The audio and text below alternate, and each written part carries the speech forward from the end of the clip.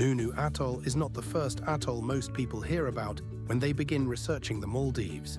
It sits in the north-central part of the archipelago, roughly 60 to 70 kilometers north of Malé, requiring a seaplane transfer of about 45 minutes.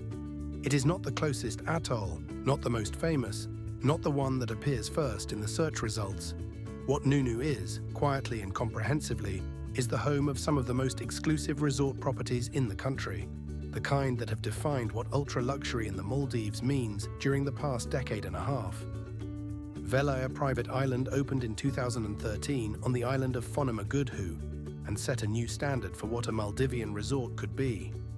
The property was built around the collection and passions of its owner, a fine art collection displayed throughout the resort, an ice rink constructed in the tropics, a wine cave carved below the waterline, a golf hole designed by Jose Maria Olazabal.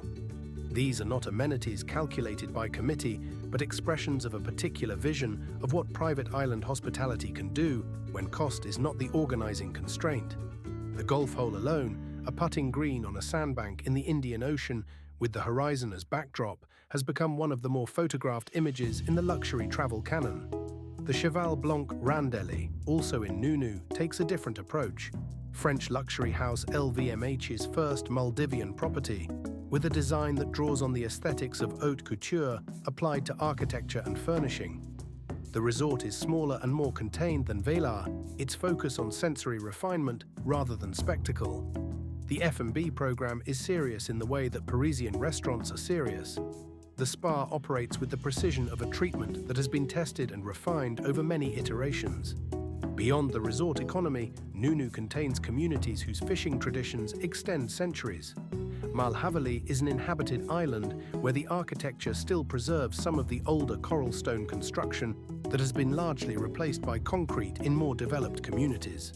The atoll's position, slightly off the main tourist circuit, has preserved a slightly more traditional character in its inhabited islands, even as the resort islands on its perimeter reach for a different kind of superlative.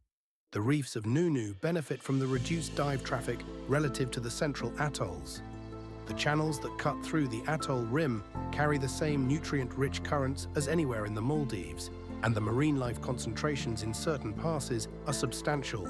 Sharks, rays, and schools of large pelagics working the upwellings with the efficiency of animals that have been doing so for longer than the resorts have existed.